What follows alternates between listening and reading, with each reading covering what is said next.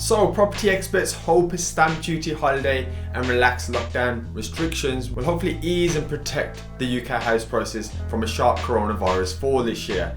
Now I remember at the height of the lockdown, experts were predicting that the UK house prices could fall from as much as 50%, with some taking more of a conservative approach and estimating 30 to 10%. But what's actually gonna happen? Aaron, roll that intro please.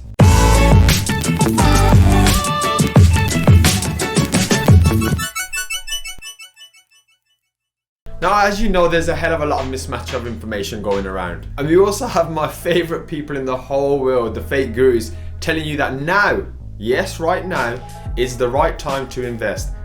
Of course, by paying them, which I hope instantly rings some alarm bells. And by alarm bells, all I simply mean is that I feel that they are now realizing that maybe they should have just gone to property school, i.e. actually investing rather than simply talking about it. And as a result of that, now they need your money. And the sad thing is, they likely know that. And come towards the end of 2020, where I really predict some things will massively start to change in this country, even more so in 2021, I believe people will become sadly more desperate and vulnerable, and this will make it a perfect time for the fake gurus to really start to share their BS. So please, just be mindful of that. And also ask yourself as well, when you see all these ads about now being the best time to invest and how they can create wealth for you and really make your money move for you, that if it's such an amazing time, why are they not spending their time investing rather than offering ClickFunnels and generic BS?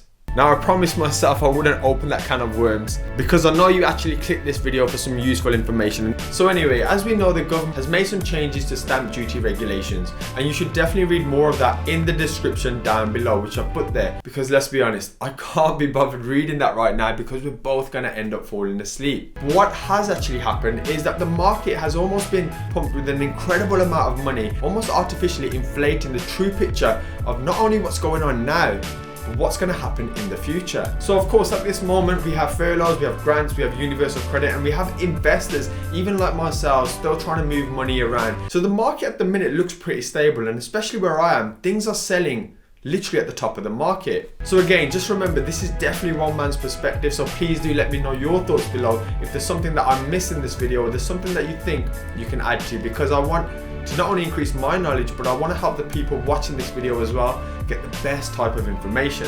So anyway, that leads me back to the next 2 points. Firstly, as we all know now, furlough stops in October. So those of you fortunate to have furlough, my predictions are that unemployment will sadly rise massively post-October for the next 12 to 18 months, maybe even longer.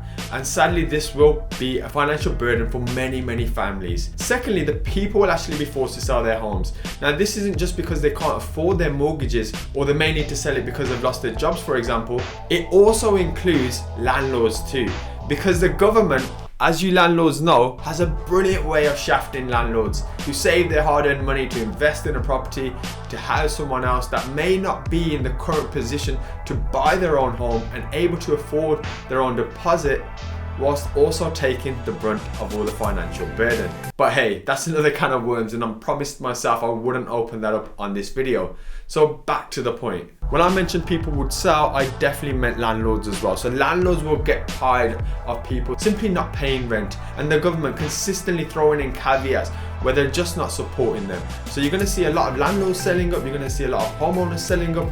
And as this happens, we do then have to question something, that who's going to really want a house with a non-paying tenant? Because that's going to be one of the main reasons. Of course, we can go through evictions, but then that obviously leads to more people being homeless, which is a sad tragedy for the whole country. So it's just not really a place where everyone's going to be winning. Sadly, there's going to be some people losing.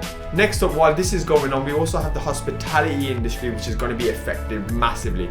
It already has been. As we know, the government is trying to step in and really try and help mitigate the damage that's been done to these type of industries. And if this happens, I think it's going to take many, many years to recover. And sadly, again, disposable income is going to be so low that people are just not going to be spending.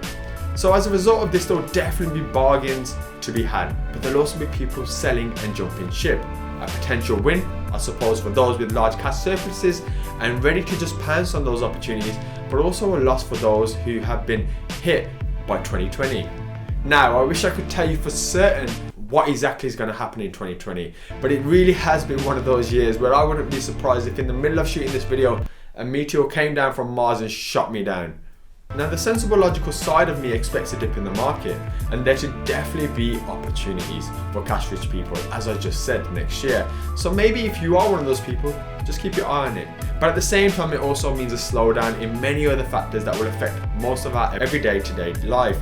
And that's one of the reasons I did this video over here, just to kind of explain in a bit more detail about whether now is the right time to buy, including my own strategy, which, as you know, I'm now developing 15 brand new units.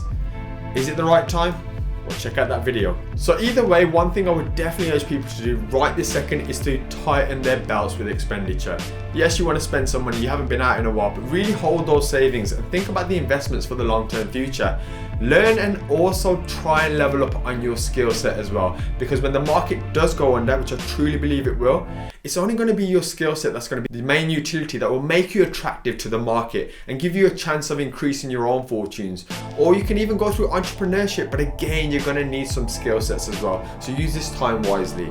But if you have invested and you're in the middle of a deal, a little bit like myself, or maybe you've been hit with a down valuation and you're forced to sit on something that maybe you want to just move on, at this point, I really urge patience. I just find it odd when people jump into property and expect quick wins. Yes, absolutely, they can come, but generally speaking, it should always be seen as a long-term game. It's a long-term investment vehicle that obviously can yield great results. And if done long enough, and well enough, it can be quite forgiving as well if you're just willing to ride it out. So patience please, because if you think you're going to lose a few pounds right now, just prepare yourself. Try and mitigate those risks and try and think, can I stay in this for 10 years? And I know that seems like a long way away, but if you use history as a measure for potential futures, then we definitely know that property will bounce back as an asset and investment class. Now, I'm also someone who likes to think I have an open mind. So if there's something that I've missed or there's something that I've said, I'm always eager to learn more from other people. So let me know in the comments below if there's something that I've said that could maybe help me or maybe help somebody else watching this video too. And I do sincerely hope that you are not on the bad end of some of these transactions. And that's why I'm trying to really make sure that these videos save you the £15,000 of information that people are now regurgitating and branding as their own into their courses. So with that, I'm going to leave it there. I look forward to seeing you on the next video. Maybe consider subscribing if you found any of this useful. Please do check out the other videos as well, because I'm releasing videos almost on a daily basis. Almost. And I look forward to seeing you tomorrow. Thanks for watching.